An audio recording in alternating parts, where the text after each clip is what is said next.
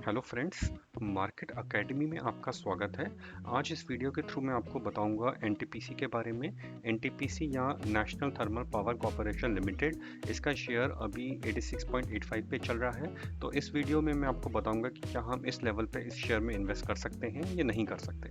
तो आप मेरी स्क्रीन पे देख सकते हैं, मैंने moneycontrol.com पे एनटीपीसी के शेयर का डिटेल्स निकाला हुआ है। इसका करंट प्राइस अभी 86.85 पे चल रहा है और इसका 52 वीक लो 74 है और 52 वीक हाई 145 रुपीज़ है।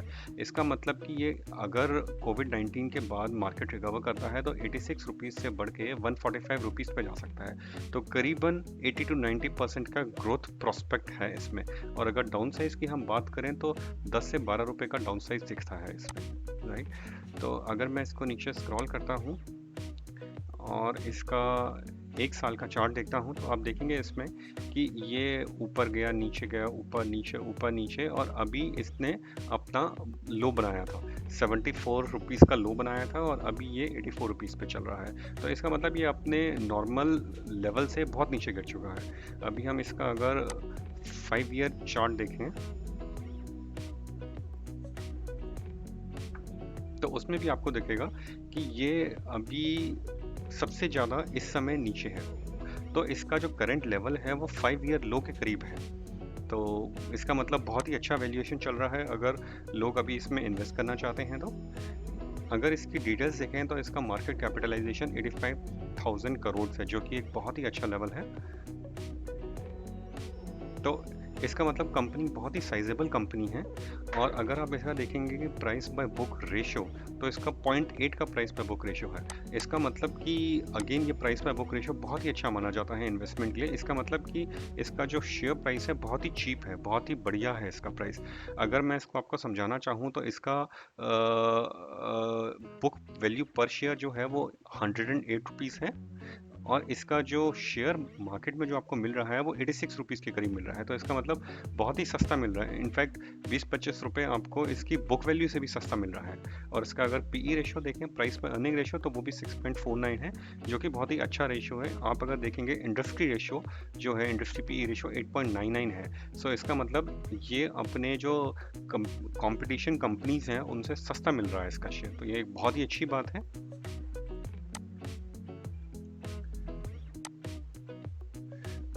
अब हम अगर आप देखेंगे इसका मनी कंट्रोल यूजर्स में 81% लोगों ने रिकमेंड किया है कि एनटीपीसी को बाय करना चाहिए। ठीक है, तो अब इसके हम क्वार्टरली रिजल्ट्स देख लेते हैं एक बार कि क्वार्टरली रिजल्ट्स इसके कैसे चल रहे हैं।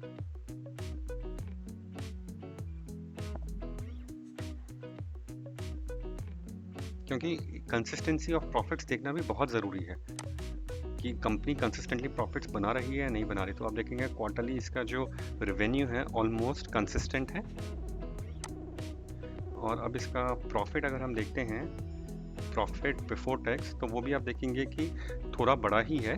कंसिस्टेंटली प्रॉफिट बना रही है कंपनी और इनफैक्ट थोड़ा सा बड़ा है इसका profit over a period of time. ठीक है, तो अगर हम मैंने इसका एनटीपीसी की एनुअल रिपोर्ट निकाली है 2019 की, इनके ऑफिशियल एनटीपीसी की वेबसाइट से। इसमें अगर आप देखेंगे इनके एनुअल रिजल्ट्स 2014-15 से लेकर 2018-19 तक हैं। आप इसमें रेवेन्यू देखिए, कंसिस्टेंटली इसका रेवेन्यू जो है वो बढ़ रहा है। पहले 75,000 करोड़ था और अब बढ़ के 92,000 करोड़ हो गया है। और अगर हम इसका प्रॉफिट देखें तो प्रॉफिट भी इसका करीबन कंसिस्टेंट है। और पहले 10,000 करोड़ का प्रॉफिट था और अब ये बढ़ के 11,000 करोड़ हो गया। इनफैक्ट अगर आप देखें, ये एक डेफरल अकाउंट्स को छोड़ के आप देखें तो यहाँ प्रॉफिट बिफोर टैक्स की अगर आप बात करें तो 10,000 करोड़ से बढ़ के ये 12,600 करोड़ हो गया, जो कि एक इंक्रीजिंग ट्रेंड शो करता है। ये बहुत ही अच्छी बात है। अब मैं इसके एनटीपीसी के ऑफिशियल वेबसाइट पे इन्होंने एक इन्वेस्टर एनालिसिस प्रेजेंटेशन लगा रखी है, उसमें कुछ एनालाइज किया है, वो मैं आपको समझाने की कोशिश करूंगा इस प्रेजेंटेशन के थ्रू। इसमें अगर आप देखेंगे तो कंपनी के करीबन 53 प्लांट्स हैं, जिसमें उसका टोटल जो कैपेसिटी है फॉर पावर जनरेशन 55,000 मेगावाट की कैपेसिटी है। तो इसमें आप देख सकते हैं कि बहुत ही अच्छी कैपेसिटी पे ऑपरेट करता है। और अगर आप देखेंगे कि ये ऑल ओवर इंडिया में इंस्टॉल्ड कैपेसिटी जो है इसकी वो 15% है एनटीपीसी की, और इसका जो शेयर ऑफ इलेक्ट्रिसिटी जनरेशन है वो 25% है। इसका मतलब कि अगर 100 मेगावाट इंडिया में प्रोड्यूस होते हैं तो उसमें से 22 मेगावाट एनटीपीसी बनाता है और 78 मेगावाट बाकी सब लोग बनाते हैं। तो 22% शेयर है इसका, जो कि एक बहुत ही अच्छा शेयर है।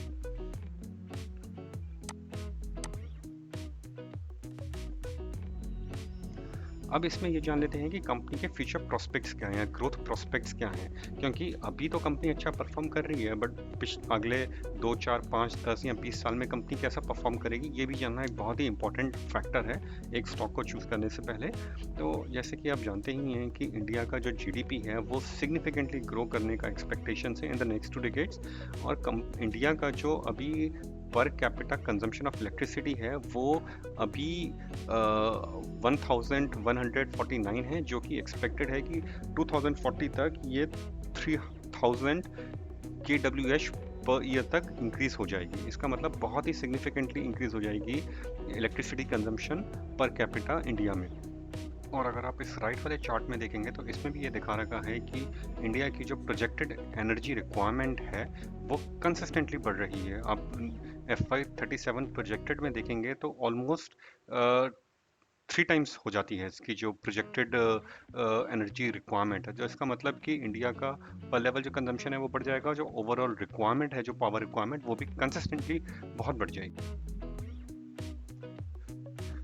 आप इस प्रेजेंटेशन में भी देखेंगे तो इसमें भी इन्होंने दिखा रखा है कि करंटली इनका जो पर कैपिटा कंजम्पशन इंडिया में है वो 1149 kWh है, जो कि टारगेटेड है 3000 kWh बाय 2040, विच मीन्स कि ऑलमोस्ट 3 टाइम्स, 3 गुना जो कंजम्पशन ऑफ इलेक्ट्रिसिटी है वो बढ़ जाएगा।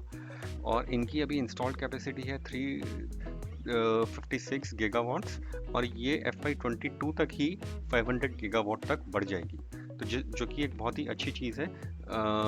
ये इंक्रीज, जो डिमांड का इंक्रीज है उसको केटर करने के लिए ऑलरेडी अपनी कैपेसिटी एक्सपेंशन कर रहे हैं। एक एस्पेक्ट और भी देखने वाला बहुत इंपॉर्टेंट है कि इनका जो अभी करंट 55 गीगावाट्स का जो प्रोडक्शन है उसका मिक्स क्या है। थर्मल यानी कोल से प्रोड्यूस होता है 54%, रिन्यूएबल एनर्जी सोर्सेज से प्रोड्यूस होता है 0.9 गीगावाट, हाइड्रो से 0.8।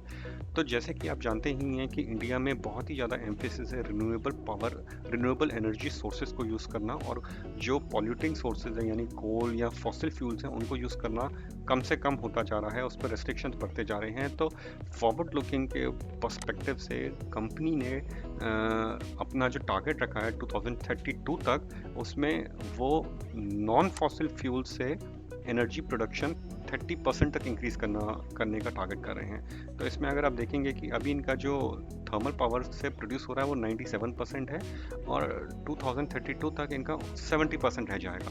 और इनका जो रिन्यूएबल एनर्जी सोर्सेज से 1.6% है, जो बढ़ के 24.6 हो जाएगा। हाइड्रो यानी पानी से जो इलेक्ट्रिसिटी प्रोड्यूस होती है वो 1.4 से बढ़ के 3.8 हो जाएगी। सो इसका मतलब रफली 30% जो इनका जो इलेक्ट्रिसिटी जनरेशन होगा वो नॉन फॉसिल फ्यूल से होगा, जिसका मतलब कि वो लेस पॉल्यूटिंग होगा, उसका कार्बन फुटप्रिंट कम होगा, और वो एनवायरनमेंट नॉर्म्स को भी मीट कर पाएगा। तो ये बहुत ही फॉरवर्ड लुकिंग है। और अब हम जान लेते हैं कंपनी की लेटेस्ट न्यूज़। कोविड-19 के कारण ऑल ओवर इंडिया में लॉकडाउन हो रखा है, जिसके कारण बहुत सारी इंडस्ट्रीज़ इम्पैक्ट हुई हैं, जिसके कारण इलेक्ट्रिसिटी कंजम्पशन जो इंडस्ट्रीज़ को में होता है उस पर भी इम्पैक्ट आया है, जिसके कारण एनटीपीसी की भी जो इलेक्ट्रिसिटी डिमांड है वो कम हुई है पिछले कुछ महीनों में। लेकिन जो रेजिडेंशियल कंजम्पशन है उसमें कोई भी कमी नहीं आई है। Residential consumption in fact summer season के कारण बढ़ी ही है पिछले कुछ 1-2 महीनों में। उसके अलावा अगर हम देखें तो एनटीपीसी के 3 प्लांट 100% कैपेसिटी पे पावर जनरेशन कर रहे हैं, जो कि एक बहुत ही अच्छी बात है। और इसका जो एक दूसरी न्यूज़ है वो ये है कि एनटीपीसी के जो पावर डिस्ट्रीब्यूशन कंपनीज हैं उनसे इनके ओवरड्यूज हैं, जिसके कारण एनटीपीसी ने गवर्नमेंट से रिक्वेस्ट किया है कि ये टीपीए यानी ट्रिपार्टाइट एग्रीमेंट्स को इन्वोक करें, जिसके अंदर क्या होता है कि ये आरबीआई से रिक्वेस्ट कर सकते हैं कि आरबीआई जो ड्यू अमाउंट है उसको स्टेट गवर्नमेंट से काट के एनटीपीसी को दे। क्योंकि अभी लॉकडाउन है इसीलिए अभी इस पे कोई एक्शन नहीं लिया गया है, लेकिन एनटीपीसी बहुत ही होपफुल है कि इनको अपने ड्यूज मिल जाएंगे। तो अभी इनके 10,500 करोड़ के ड्यूज हैं जो बहुत सारी डिस्कॉम्स से ड्यू हैं, जो कि डिस्कॉम्स उत्तर प्रदेश की हैं, कर्नाटका, तेलंगाना, जम्मू एंड कश्मीर, लद्दाख। तो ये था हमारा आज का वीडियो। इसमें मैं यही कहना चाहूँगा कि एनटीपीसी एक बहुत ही अच्छा शेयर है। अगर आप इसमें इन्वेस्ट करना चाहते हैं तो आप कर सकते हैं। Medium to long term range में डेफिनेटली ये बहुत ही अच्छा रिटर्न देके जाएगा। तो आपको अगर हमारा आज का वीडियो अच्छा लगा हो तो आप इसको लाइक कीजिए और इसमें कमेंट्स लिखना ना भूलिए। और इसी टाइप के और स्टॉक अपडेट्स देखने के लिए आप मेरे चैनल को सब्सक्राइब कीजिए। Thank you very much.